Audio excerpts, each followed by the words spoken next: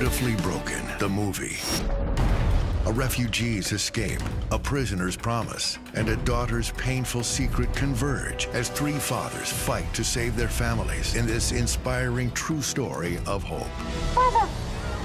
Three families, two different worlds, one incredible true story. I love you. Beautifully Broken. In theaters August 24th. Rated PG-13. BeautifullyBrokenMovie.com. Welcome to your online coffee break, where we discuss bite-sized topics that inspire, educate, and entertain. Here's your host, a software innovator, award-winning marketer, and astronomy and space buff, Chuck Fields. Hello, thanks for joining me today for your online coffee break. Today I'd like to welcome to our show my special guest, Eric Welch. Eric is the director of the new movie, Beautifully Broken. He has also directed over 200 music videos and concert films for artists including Carrie Underwood, Kid Rock, Jimmy Buffett, the Steve Miller Band, and Tim McGraw, with multiple nominations and awards from the CMA, ACM, Billboard, and Dove. His new movie, Beautifully Broken, is based on the true story of three families whose lives are forever changed as they learn the healing power of forgiveness and reconciliation. Thanks for joining me today, Eric. Absolutely. And we're done. Folks, I can't top that intro. And yeah. Always great. a director. He's got to edit everything. And now we're going to have a 1-minute podcast here. Eric, I do appreciate you joining me today. You have such a fantastic history of filmmaking. I got to ask the obvious question. Have you always wanted to be a filmmaker? You know, it's kind of crazy. I actually started off and as a young kid, I was very inspired by Star Wars, Raiders of the Lost Ark, and my cousin, I told my mom this the other day and she was kind of surprised. My cousin is actually the person who would be the most, I guess I would credit what I do with my cousin, because he had a film camera and we started making, Indiana Jones movies. We got the old fedoras and the bullwhips. So, we were just out there running from the Jovitos, And so, really, it was my cousin that just, we started getting into making little short films. But then I got into music in junior high and high school, played guitar, drums. Nice. And then went into radio.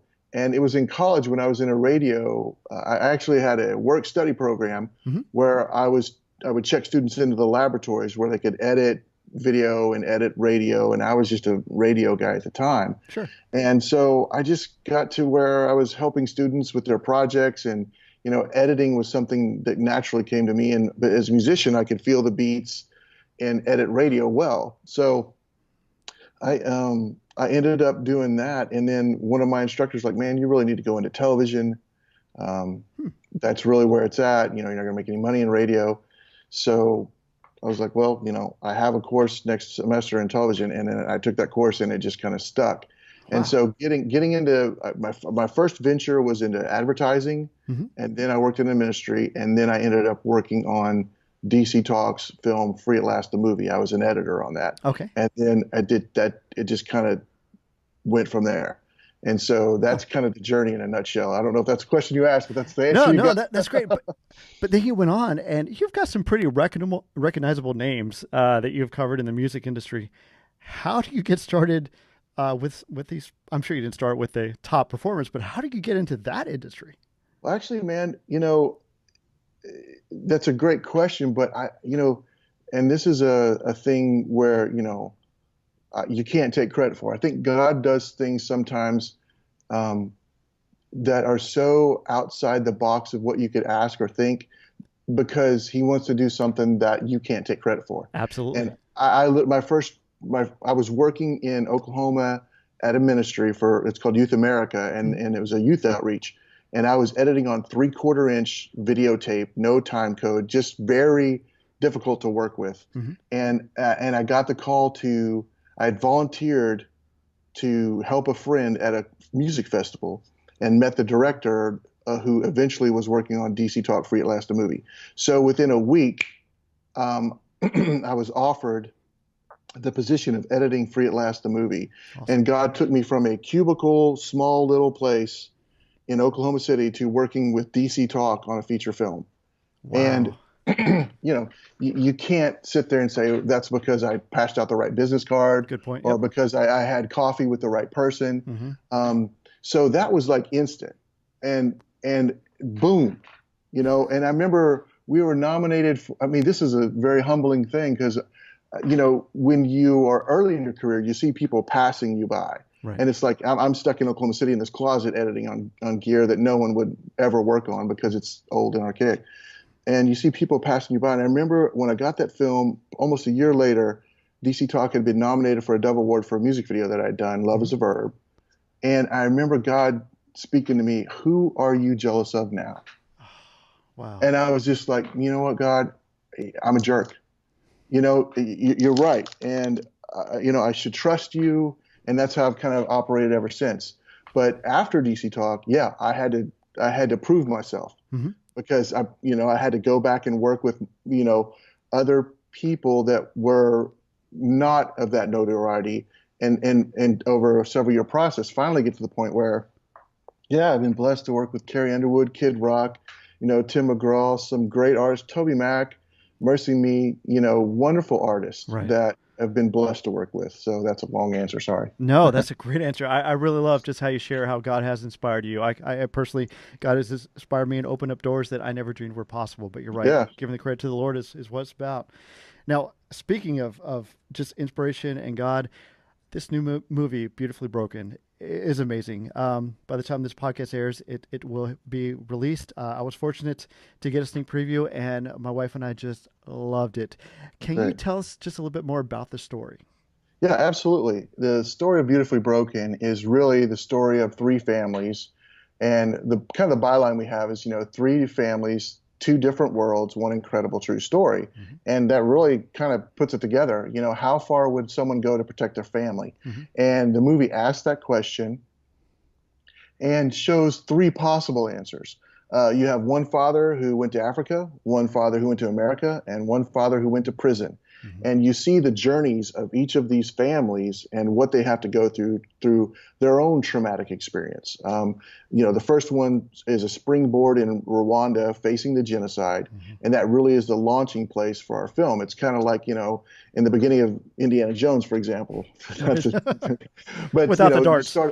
He's running from the guys with the darts, the Jovitos. He gets in a plane, there's a snake in his lap. It's like, it's all action. And that's kind of how our movie starts. It starts with the action sequences to really draw you into the film, but also draw you into these characters and what they're going through.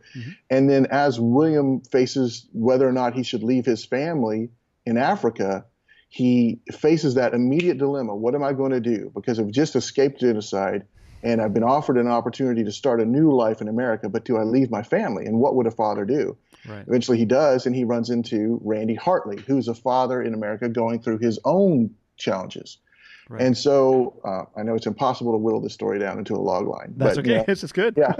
So then you see two parallel tracks of these two lives and how they each interact and interface, and how they, in sharing each other's struggles and pain, actually bring healing to each other and save each other's families. Yes. And there's a third family involved, and I really don't usually say much about the third family because it's kind of like a little bit of a wild card, and I don't want to give anything away. I understand. I know what you're talking about. But they all have three different tracks, that they're following, and to see those journeys. And I say it's a film about fathers, but also what's really profound about it is you see the strength of these women. Like as William leaves his family behind, that wife, Braley, has to take care of the family.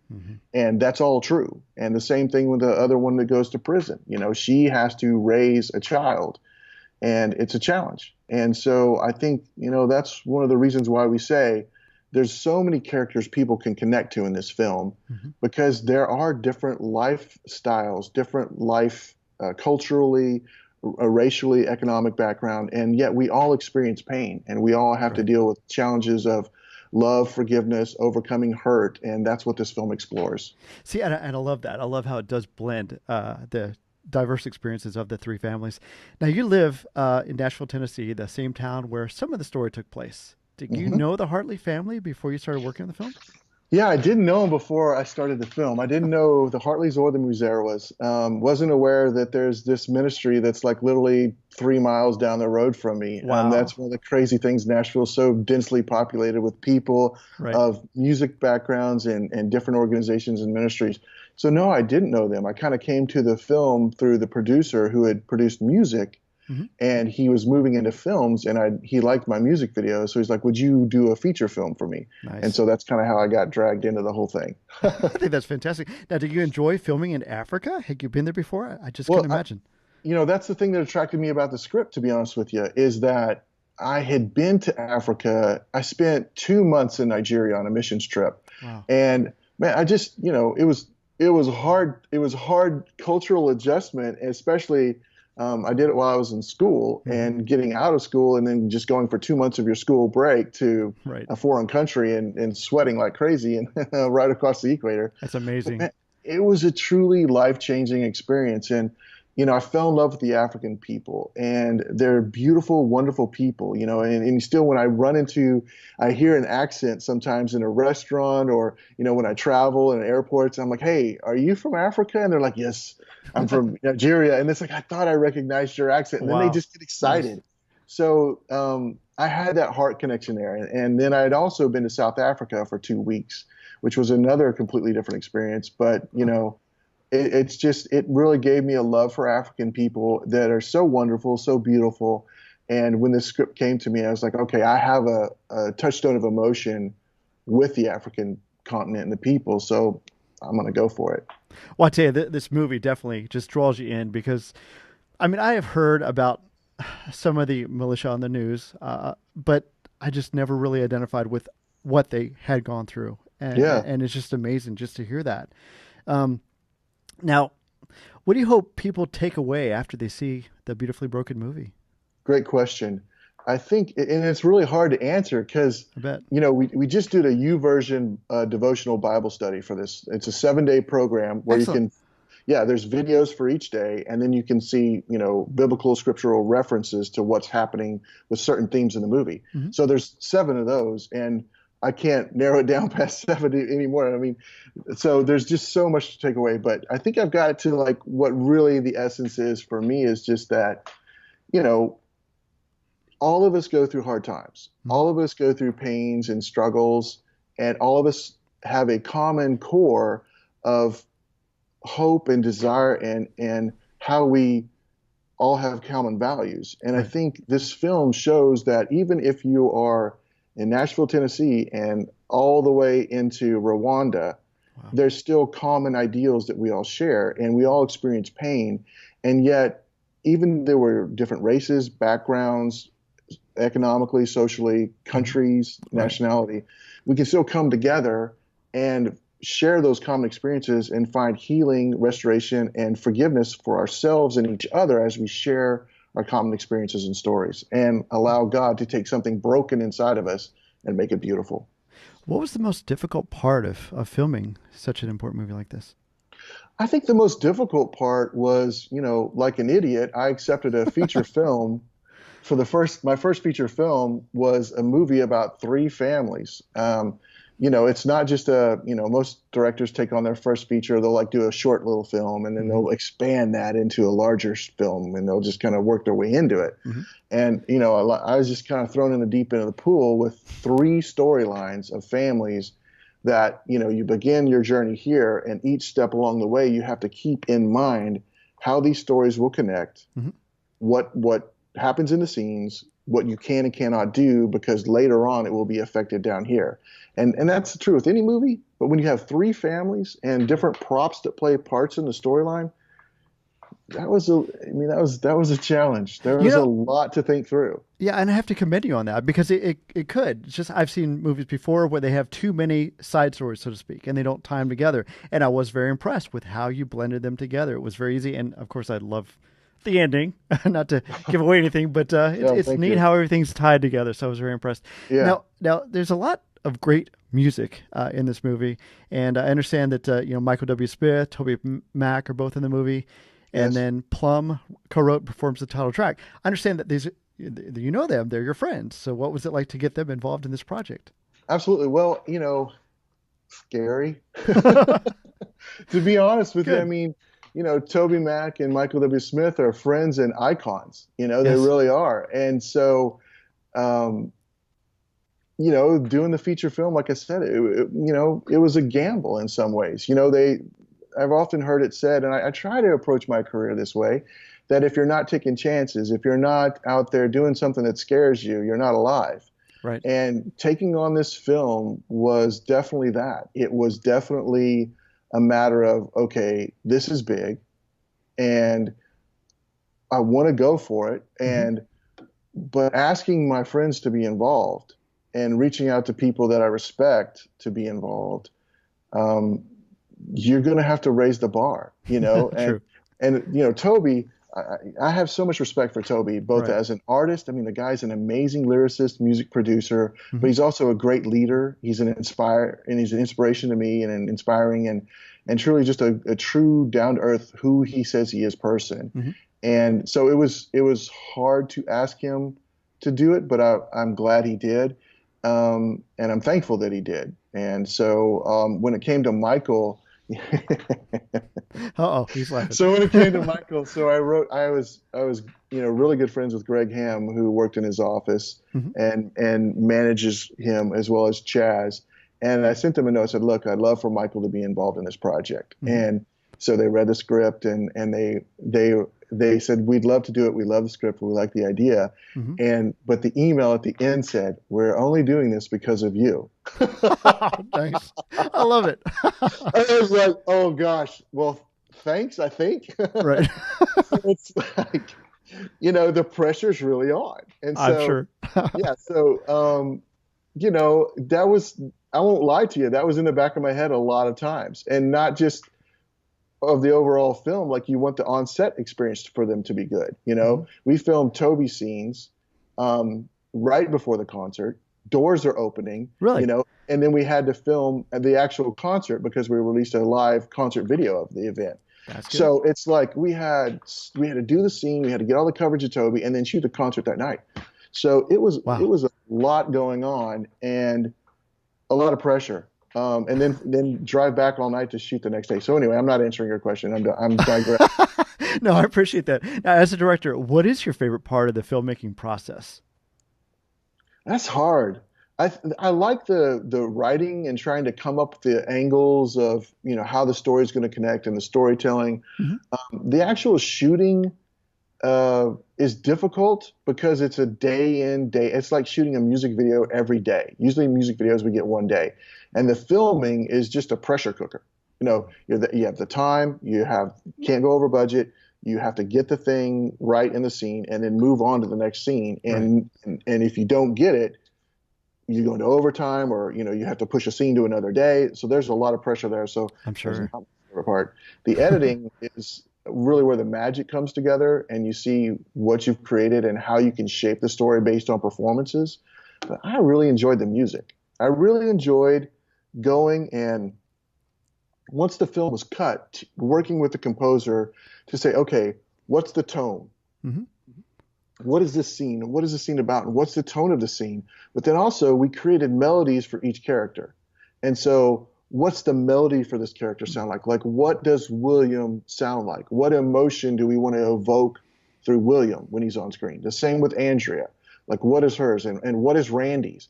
And one of my favorite moments in the scene was like, man, this scene is just like, it doesn't have an end to this little transition here. And I failed as a director. I didn't get a nice transition scene or shot to transition to this other part of the scene.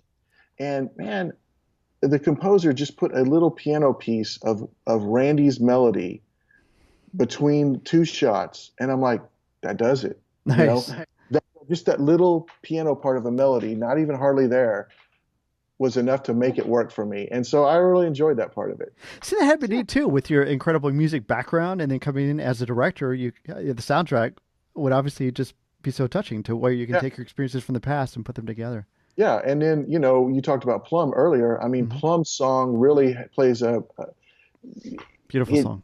It plays an amazing exclamation point at the end of the movie. The movie is a celebration at the end. And I know it may sound like, we're going through lots of trauma with people, but it really is a hopeful, inspiring film. And man, when her song comes in, it just puts the exclamation point of, this is a celebration. We are all beautifully broken if we'll allow ourselves to be. That's amazing. Yeah, we're actually going to be speaking with Plum next week Great. about her music, about her songs. So I cannot wait because my wife and I have just loved that album. Fantastic. Now, I understand, as if you're award-winning enough, but you've been nominated for a Dove Award again this year? That's the rumor, yes. Uh-oh. Well, when's that come out, in October? I believe the Doves are in October. Yeah, we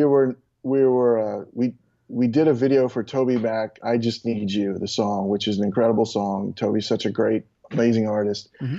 And, this video was nominated. I was a little surprised that it was nominated because it's so abstract and very symbolic. And, I love reading YouTube comments because, you see people trying to understand and grasp what's going on. And, there's a solid storyline of the video, but it's done in an abstract way to try to create symbolism and layers and levels, as much as a music video can. Sure. But it's basically me putting my finger painting on top of Toby's Picasso. So, wow. That's the way I look, art on top of art. Nice. But it was nominated. We're very excited about it. It's one of my favorite videos. It really is. Because we were able to try some things and do some crazy things that they bring substance to the song a little bit, mm-hmm. but it just brings great art, And I love reading the YouTube comments because some of those people are way smarter than me, and they come up with amazing parallels in the video, and I'm like, wow. Well, I never thought of that, but that's I like that. That makes me look smart. Yeah, I did that. That's awesome. Yeah, so all on purpose. Oh my gosh. I thought of that.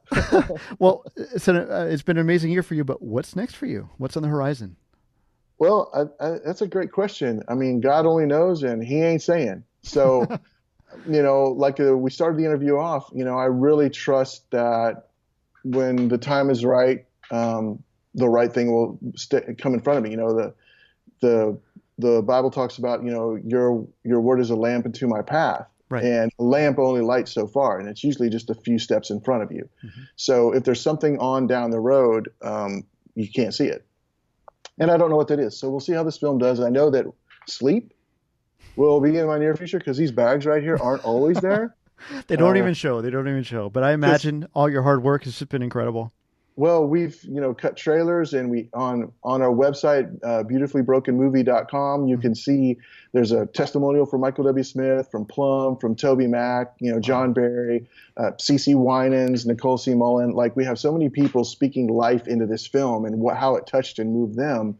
I've been cutting all those promos together for the last, 3 or 4 weeks and just trying to crank those out there so people can get an idea that, if Toby Mac thinks this is important for me to see, if Michael W. Smith was touched by this film, if CeCe was moved by this, mm-hmm. maybe there's something in there, maybe, and so hopefully people will see that and go see the film on the 24th or whenever this podcast, I think mm-hmm. it may be out already. But if people can go see the film and enjoy it and hopefully find a touchstone of emotion in the movie and someone that they can relate to and find some healing from something in their lives or someone they may know. Well, Eric, it's an incredible film, and I just want to thank you for producing this film, for directing the film, and thank you for taking time out of your busy schedule to join us today. Thank you so much. No, thank you very much, and I appreciate the time, and thank you to your audience, and hopefully you enjoy the film and share it with your friends and support Christian media because, as a community, we need stronger, better entertainment, and the more we support films, not just mine, but obviously the films coming out in the fall and, films that have already been out, like, Building on God's Not Dead, Building on I Can Only Imagine. Mm-hmm. The more we as a community get behind these films and show Hollywood, hey, we have stories that are important to us, we support these stories, then the projects will hopefully get better and grow and maybe someday we'll do our own version of Star Wars. I don't know. That would be amazing. I would love that. I think, the same people that see these type of films go to blockbusters, mm-hmm. Go to Braveheart, go to see Star Wars, go to see Mission Impossible. And yet when it comes to our own community of films, sometimes the support isn't as strong. And I think we need to get behind these films. And again, I'm not just talking about my film. I'm talking about the lifelong journey of trying to use visual arts to move people mm-hmm. through music videos and now film. It's an important thing that we do and support each other. And I really believe that. Oh. There are films coming out in the fall. I just saw a preview of the Russ Taff documentary that's coming out. That's a Fathom event, and I was just like, I'm so excited because I always loved Russ, and it takes an edgier twist into what he experienced in his life, and I'm like, man, we need to support these kind of films so that more come out.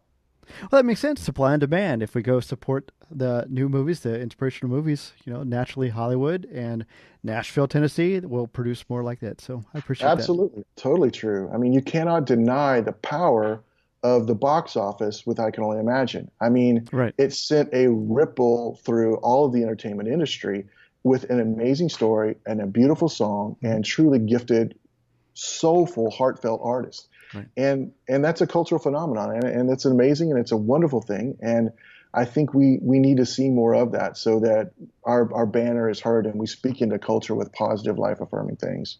That's awesome. Well, I encourage all of our viewers and listeners out there to go see Beautifully Broken. It's a fantastic movie. Eric, thank you again. No, thank you. It's been an honor. Online coffee break. Wow, I really enjoyed our conversation today with Eric. The movie Beautifully Broken is a wonderful movie. I really recommend it. I think it's just a great inspirational film. The fact that it's based on a true story was just incredible to me. Eric did a wonderful job. His team, the actors, the music is all incredible. If you'd like to find out more, you can visit their website, beautifullybrokenmovie.com. I want to thank Eric for joining us today. I want to thank you, our listeners, for listening or watching today. If you'd like to comment on today's topic, you can visit our website at onlinecoffeebreak.com and leave a comment there. You can also call us at 317-862-4700. You can leave a comment there. Who knows? We might even read it on the air. You can also follow us on Facebook or Instagram at Online Coffee Break, or search for us on iTunes. Again, Online Coffee Break, or your favorite podcast app. Be sure to rate us or share this episode with your friends. Thanks again for listening today. See you next time. God bless.